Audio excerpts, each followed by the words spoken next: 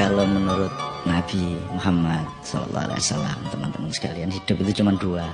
Ini kalau bahasa Arabnya nih ya, pura-puranya kiai ya.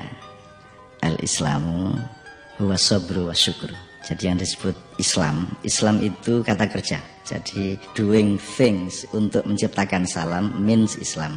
Jadi kalau Anda menjalankan Islam berarti Anda menyelamatkan tanah, menyelamatkan sungai, menyelamatkan daun, menyelamatkan sesama manusia, menyelamatkan semua makhluk. Pokoknya metabolisme dan ekosistem kehidupan ini kita pelihara sedemikian rupa, itulah Islam. Produknya salam. Nah, Islam atau pekerjaan menyelamatkan itu dibagi dua. Yang satu sabar, yang kedua syukur. Boleh kita sebut syukur dulu baru sabar, tergantung. Jadi pokoknya tinggal pilih aja deh, kalau ngalamin apa, wah ini cocoknya sabar nih. Kalau ngalamin apa yang lain, nah ini cocoknya syukur ini. Kita seringkali tidak memakai terminologi ini sehingga kacau. Kadang-kadang kita perlu bersabar, kita tidak sabar. Kadang-kadang semua masalah ini sederhana, tinggal bersyukur, karena kita tidak pernah belajar bersyukur menjadi kacau. Karena kemampuan bersyukur itu berbanding sama atau berbanding lurus dengan tingkat kebahagiaan.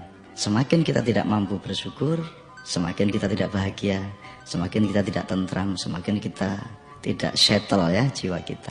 Nah, kemampuan bersyukur yang saya maksud ini sebenarnya menyangkut ilmu, manajemen, pengetahuan mengenai hal-hal di dalam kehidupan dan apa saja.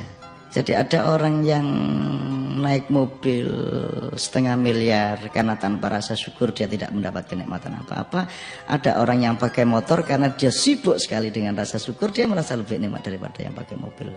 Jadi sebenarnya bukan saya melarang Anda punya mobil bagus atau rumah bagus, tapi saya ingin mengatakan bahwa sehebat-hebat dunia ini masih lebih hebat manajemen akal manusia.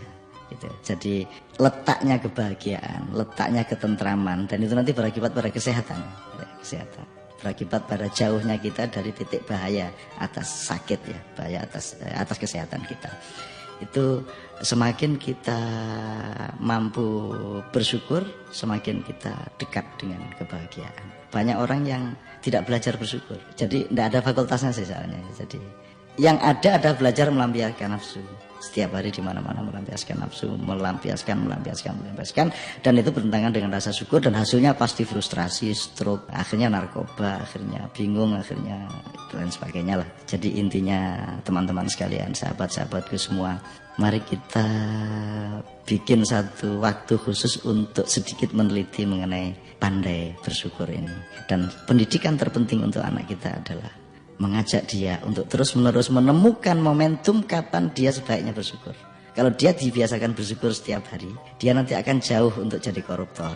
Dia akan jauh untuk menjadi orang rakus. Karena dia hanya dengan sepotong tempe, dia bisa mendapatkan kenikmatan dibanding temannya yang makan 3 potong daging. Karena kepandaian bersyukur. Ini sangat panjang, tapi kira-kira ilmu dasarnya seperti itu.